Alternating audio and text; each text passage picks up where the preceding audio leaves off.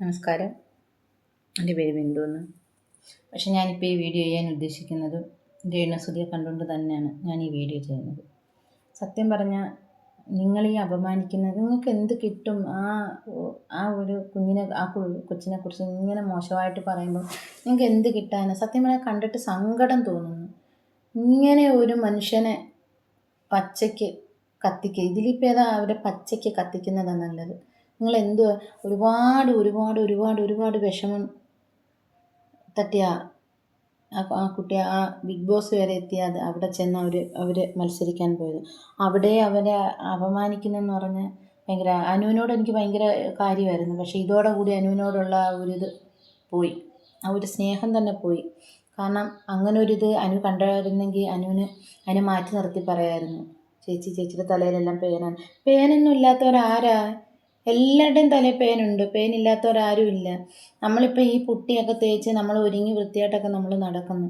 നമുക്ക് നാളെ ഒരു അപകടം വരട്ടെ, നമ്മൾ 10 ദിവസം എവിടെയെങ്കിലും കിടക്കട്ടെ, നമുക്കും ഇതൊക്കെ ആവുന്നതേ ഉള്ളൂ.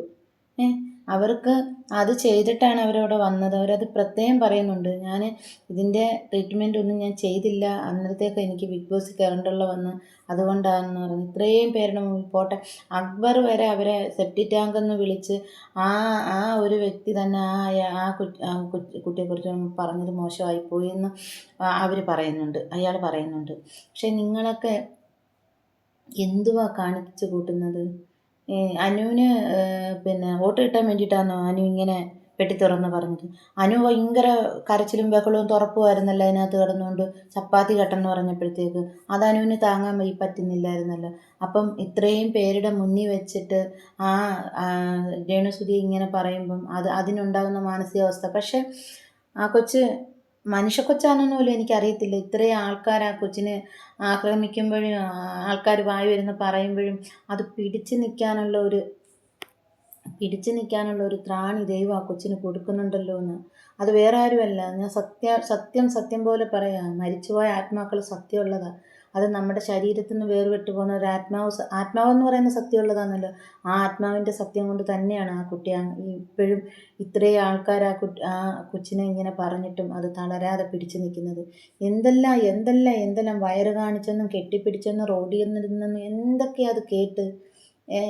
കേട്ട് എന്നിട്ട് പോലും അത് പിടിച്ച് തളരാതെ ഇവിടം വരെ എത്തിയിട്ട് അവിടെയും നിങ്ങളതിന് സമാധാനം കൊടുക്കുന്നില്ല. പക്ഷേ നിങ്ങളൊക്കെ ഒരു സ്ത്രീയല്ലേ? ഒരു സ്ത്രീ എന്ന് പറയുന്ന വർഗത്തിന് തന്നെ ഒരു അപമാനമായ പോലെ നിങ്ങൾ സംസാരിക്കുന്നത്. പക്ഷേ ഭയങ്കര മോശമായിപ്പോയി നിങ്ങളാ കാണിച്ചതും പറഞ്ഞതും. പക്ഷേ ഇതെല്ലാം കാണുന്ന ഒരാളുണ്ട്, നിങ്ങളുടെ രീതിയിൽ പറഞ്ഞ ഈശ്വരൻ. ഞങ്ങൾ പറഞ്ഞ ഈശ്വരനും എല്ലാം ഒന്നെന്ന് ഞാൻ വിശ്വസിക്കുന്നു. നിങ്ങൾ പറയുന്ന ഈ തമ്പുരാനെന്ന് പറയുന്ന ഒരാൾ ഇതെല്ലാം നമ്മൾ ചെയ്യുന്നതും പ്രവർത്തിക്കുന്നതും കാണിക്കുന്നതും എല്ലാം തമ്പുരാൻ കണ്ടുകൊണ്ട് നിൽക്കുന്ന ഇതുണ്ട്. അവിടെ നിങ്ങൾ കണക്ക് പറയേണ്ടി വരും. ഈ സമൂഹത്തിൻ്റെ മുന്നിൽ ഒരു സഹോദരി ഈ രീതിയിൽ നിങ്ങൾ തേജോവധം ചെയ്യുമ്പോൾ നിങ്ങൾക്ക് എന്താ കിട്ടുന്നത്? സത്യം പറയാൻ എനിക്കത് കണ്ടിട്ട് പോലും എനിക്ക് വിഷമം വരുന്നു. സത്യം, അവർ ജീവിക്കാൻ വേണ്ടിയിട്ടല്ലേ അവരതൊക്കെ ചെയ്യുന്നത്. അല്ലാതെ അവർ മാനം വിറ്റ് ജീവിച്ചോ? അത് അവരുടെ ഉടുവസ്ത്രം ഇല്ലാതെ അവർ വന്ന് നിൽക്കുന്നോ? അങ്ങനെയൊന്നും അവർ ജീവിക്കുന്നില്ലല്ലോ. അവർ കഷ്ടപ്പെട്ടല്ലേ ജീവിക്കുന്നത്. അത് ഓരോരുത്തരുടെ ഇഷ്ടമല്ലേ, ഓരോരുത്തർ ചെയ്യുന്ന ജോലികൾ. ഏത് ജോലിക്കും അതിൻ്റേതായ മഹത്വമുണ്ട്. പക്ഷെ അവർ ചെയ്യുന്നത് ഇതിനകത്ത് ഓരോരുത്തർ വന്ന് എന്തെല്ലാം മോശമായിട്ട് ഇതിനകത്ത് വീഡിയോ ഇടുന്നു. ഓരോരുത്തർ എന്തെല്ലാം പുറത്ത് പറയാൻ പറ്റാത്ത രീതിയിലുള്ള വീഡിയോ ഇട്ട് ജീവിക്കുന്ന ആൾക്കാർ ഇതിനകത്തുണ്ട്. ഇതിനകത്ത് വീഡിയോ കാണുന്നുണ്ട് ഞങ്ങൾ.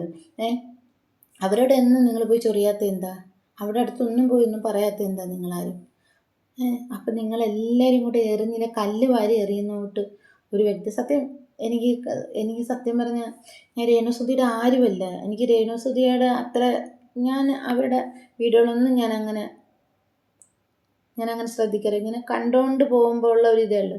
പക്ഷെ നിങ്ങൾ ഈ പറയുന്നത് എനിക്ക് തന്നെ അങ്ങ് വിഷമമായി. ഇന്നലെ എനിക്കെന്നെ സത്യം പറഞ്ഞാൽ എൻ്റെ ഹൃദയത്തിൽ കൊള്ളാത്തൊരു സങ്കടമായിപ്പോയി ആ കുഞ്ഞതിനകത്ത് നിന്ന് കരയുന്ന കണ്ടപ്പം. പക്ഷെ നിങ്ങളെയൊക്കെ മനക്കരുത്ത് ഞാൻ സമ്മതിച്ച് തന്നിരിക്കുക. നിങ്ങളെയൊക്കെ മനക്കരുത്ത്. എന്തൊരു ആൾക്കാരാണ് നിങ്ങളൊക്കെ. ഒരു ദയ അച്ചു, അത് ഇങ്ങനെ അങ്ങ് നിൽക്കുക, എന്തോ പിടിക്കുന്ന രീതിയിൽ. ഒരു ഹിന്ദി നടി പല രീതിയിലും വന്ന് നിന്നായിരുന്നല്ലോ.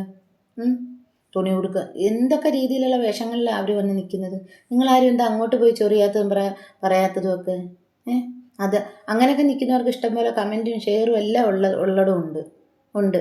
അപ്പോൾ പാവപ്പെട്ടവർ ഒരു എന്തെങ്കിലും ഒന്ന് പറഞ്ഞാലോ എന്തെങ്കിലും കാണിച്ചു പോയാൽ പിന്നെ അത് തീർന്ന് അവരുടെ ജീവിതം അവിടെ വെച്ച്. അയ്യോ എനിക്കൊന്നും പറയാൻ വയ്യ, സത്യം പറഞ്ഞാൽ കണ്ടിട്ട് സങ്കടം സഹിക്കാൻ വയ്യെന്ന്. എന്തെങ്കിലുമൊക്കെ പറയണമെന്ന് പറഞ്ഞാൽ വന്നത്, പക്ഷെ ഒന്നും പറയാൻ തോന്നില്ല. സത്യം നിങ്ങളൊന്ന് ചിന്തിച്ച്, വിമർശിക്കുന്ന നിങ്ങളൊന്ന് ചിന്തിച്ച് നോക്ക്. നിങ്ങളുടെ വീട്ടിലില്ലേ അമ്മയും പെങ്ങന്മാരും ഇല്ലേ നിങ്ങൾക്ക്? നിങ്ങളുടെ സഹോദരങ്ങൾക്ക് ഇങ്ങനൊരവസ്ഥ വന്നു, ഒരു ഭർത്താവ് നഷ്ടപ്പെട്ടു, ഒരു ഭർത്താവില്ലാതെ ജീവിക്കുമ്പോൾ അവർക്ക് ഇങ്ങനൊരവസ്ഥ വരുമ്പം നിങ്ങൾ ചിന്തിക്കുന്നത്? അവർ സമൂഹത്തിൻ്റെ മുന്നിൽ അവർ ജീവിക്കാൻ വേണ്ടിയിട്ടല്ലേ, അവരല്ലാതെ അവരെന്ത് തെറ്റാ ചെയ്യുന്നത്? അവരൊരു മാനം വിട്ട് ഒരു ഇതും അവർ കാണിക്കുന്നില്ല.